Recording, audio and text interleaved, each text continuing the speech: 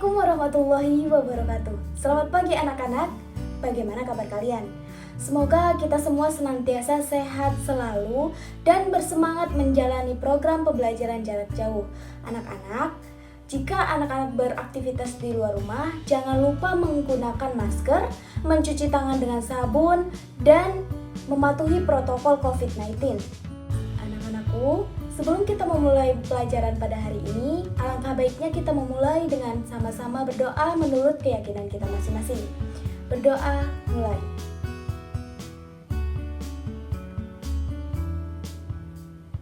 Berdoa selesai. Nah, pada hari ini kita akan mempelajari sebuah materi, yaitu materi tentang cerita pendek. Anak-anak, pada pembelajaran kali ini kita akan mempelajari kompetensi dasar, yaitu 3.5 mengidentifikasi unsur-unsur pembangun karya sastra dalam cerita pendek, dan 4.5 menyimpulkan unsur-unsur karya sastra dalam teks cerita pendek. Tujuan pembelajaran kita pada pagi hari ini adalah yang pertama, kita dapat mengidentifikasi unsur-unsur pembangun karya sastra dalam teks cerita pendek. Yang kedua, kita dapat mengenali ciri-ciri cerita pendek, dan yang terakhir kita dapat menyimpulkan isi dari cerita pendek. Anak-anak, mari kita mengenali terlebih dahulu apa itu cerita pendek.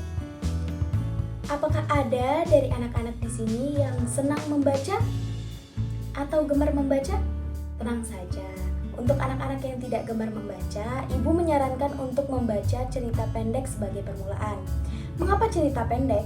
Karena kita bisa membaca cerita pendek mulai dari 10 menit saja. Keuntungan lain dengan memulai dari cerita pendek adalah cerita pendek itu terdiri dari 1.600 kata sampai dengan 10.000 kata saja. Jadi berbeda dengan novel, cerita pendek lebih singkat dan ringkas.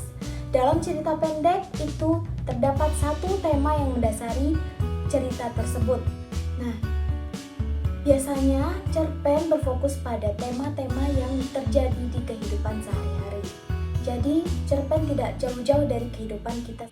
Bahasa yang digunakan juga ringan, dan biasanya diksi yang digunakan juga sangat mudah dipahami. Selanjutnya, mari kita beranjak ke unsur-unsur pembangun karya sastra dalam cerita pendek.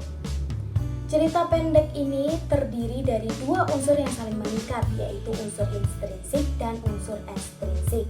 Apa saja yang ada dalam unsur intrinsik? Yang paling mendasar adalah yang pertama, tema. Yang kedua, tokoh dan penokohan. Yang ketiga, latar. Yang keempat, plot atau alur. Yang kelima, amanat. Yang keenam, gaya bahasa. Dan yang ketujuh, sudut pandang. Bu, tema itu apa? Tema adalah ide pokok yang mendasari suatu cerita yang dikembangkan dengan unsur-unsur pembangun cerita pendek lainnya. Berbeda dengan judul, tema biasanya bersifat lebih umum dan mencakup keseluruhan cerita. Selanjutnya, penokohan. Penokohan merupakan karakter yang digunakan atau dipermainkan oleh tokoh dan cerita pendek tersebut. Sedangkan tokoh adalah pemeran dari cerita pendek tersebut. Unsur selanjutnya ada latar. Latar di sini dibagi menjadi 3. Ada latar tempat, latar waktu, dan latar suasana. Yang pertama, latar tempat. Latar tempat digunakan untuk menjelaskan di mana tempat terjadinya suatu peristiwa dalam cerita pendek tersebut. Kemudian latar waktu sama dengan latar tempat yang menjelaskan tentang waktu terjadinya peristiwa dalam cerita pendek. Dan yang terakhir, latar suasana. Latar suasana menjelaskan bagaimana suasana atau kondisi yang terjadi pada cerita pendek tersebut. Unsur selanjutnya ada alur atau plot. Alur atau plot dibagi menjadi 3. Yang pertama ada alur maju, yang kedua ada alur mundur, dan yang ketiga alur maju atau mundur. Yang pertama, alur maju. Alur maju yang digunakan dalam cerpen itu menceritakan cerita dari awal hingga akhir. Sedangkan alur mundur malah sebaliknya, menceritakan dari akhir hingga ke awal, dan alur campuran merupakan kombinasi dari kedua alur yang disebutkan tadi, yaitu menggunakan alur maju dan mundur. Selanjutnya, jika kita lihat lebih dalam menuju alur, ada skema alur. Yang pertama, orientasi atau pengenalan. Biasanya orientasi itu terdapat pada paragraf awal yang menceritakan tentang latar atau tokoh. Selanjutnya ada rangkaian peristiwa. Rangkaian peristiwa ini adalah rangkaian untuk menuju ke konflik. Yang ketiga ada komplikasi. Komplikasi adalah konflik-konflik yang muncul atau peristiwa-peristiwa yang mengangkat tangga dramatika. Dan yang terakhir resolusi. Resolusi adalah penyelesaian dari masalah-masalah yang ada di komplikasi. Dan selanjutnya ada sudut pandang. Sudut pandang digunakan oleh pengarang untuk menceritakan pandangannya terhadap teks cerita pendek. Biasanya sudut pandang yang digunakan adalah sudut pandang orang pertama atau orang ketiga. Di mana orang pertama yang digunakan oleh seorang pengarang adalah pengarang tersebut terjun langsung ke dalam cerita sebagai tokoh aku. Sedangkan sudut pandang orang ketiga digunakan untuk menceritakan cerita dengan menggunakan tokoh mereka, dia, atau nama orang, dan sebagainya. Selanjutnya ada amanat. Amanat adalah pesan moral yang ingin disampaikan pengarang melalui cerita pendeknya. Biasanya amanat ini bersifat tersirat dan tersurat secara langsung atau tidak langsung. Dan yang terakhir ada gaya bahasa. Gaya bahasa di sini berfungsi untuk memberikan kesan lebih menarik terhadap cerita pendek agar pembaca makin menikmati karyanya dan menyelam terus ke dalam karya tersebut. Gaya bahasa di sini yang digunakan yaitu majas. Ada majas personifikasi, majas hiperbola, dan lain-lainnya. Itu akan kita bahas di pertemuan selanjutnya. Nah, selain unsur intrinsik, ada unsur ekstrinsik. Apa itu unsur ekstrinsik?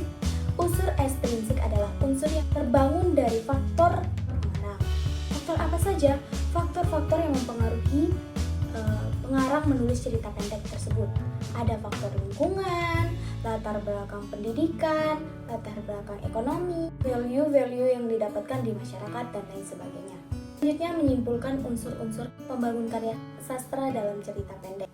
Nah, anak-anak, jadi ada dua unsur pembangun karya sastra, yaitu unsur intrinsik dan ekstrinsik. Unsur intrinsik adalah unsur yang membangun karya sastra dari dalamnya, dari strukturnya, yaitu terdiri dari tema, tokoh dan penokohan, amanat, alur, gaya bahasa, sudut pandang, dan latar. Untuk unsur ekstrinsik adalah unsur yang terjadi oleh pengaruh dari faktor lingkungan sang pengarang. Untuk menyimpulkan unsur-unsur pembangun karya sastra dalam cerita pendek, anak-anak sekalian diminta untuk mengerjakan soal yang telah Ibu lampirkan dalam berkas-berkas yang Ibu kirimkan pagi ini. Anak-anak, demikian pembelajaran pada pagi hari ini. Semoga bermanfaat. Apabila ada pertanyaan, silahkan tulis di kolom komentar. Nanti akan kita diskusikan bersama. Demikian pembelajaran hari ini. Ibu mohon maaf apabila ada salah kata. Wassalamualaikum warahmatullahi wabarakatuh.